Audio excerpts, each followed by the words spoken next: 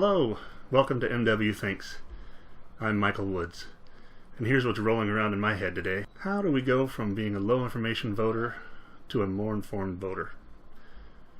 But first, I'd like to share my thoughts on life. A couple of indisputable facts face each of us.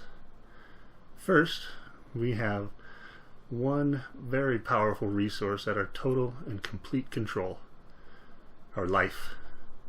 And second, there is only one time period we can completely harness that power: the present.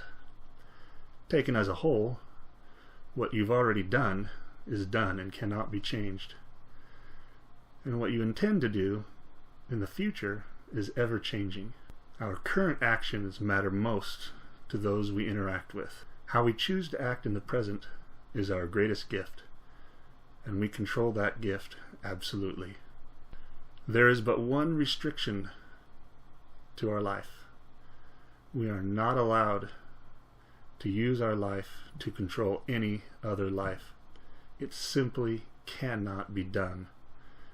Yet, that seems to be the driving focus for most of us, for some of us.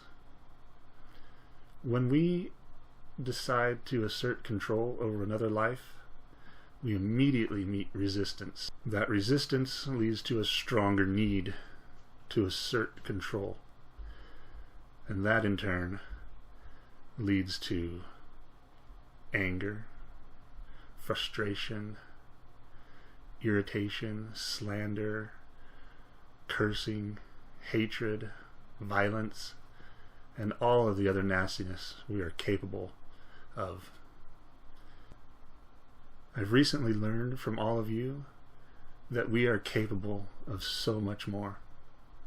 Recently I was diagnosed with a brain tumor, medical name glioblastoma multiforme, GBM for short.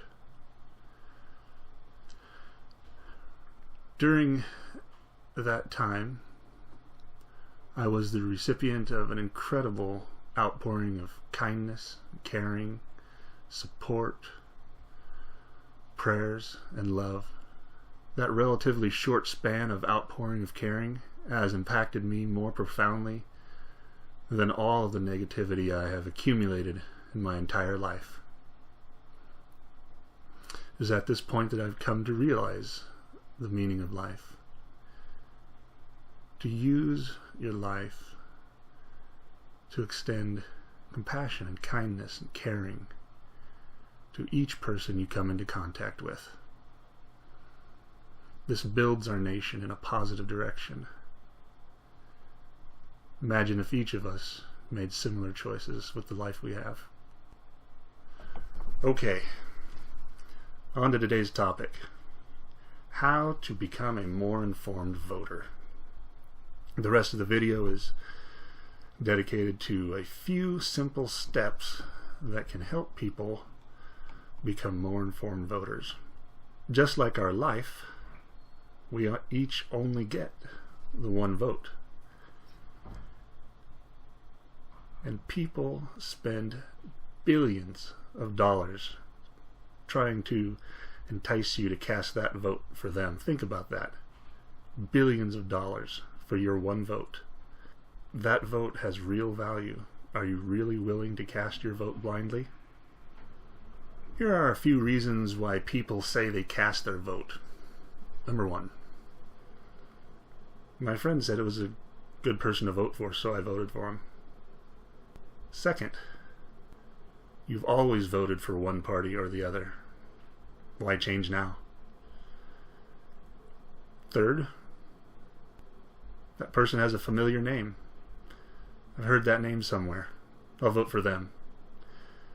Or the alternative, the fourth reason, people just don't cast their vote because why? It's not going to make a difference anyway. So if any of these reasons apply to you, you're what is considered a low information voter.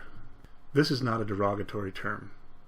It simply means that the reason you cast your vote has nothing to do with a candidate's position on the issues.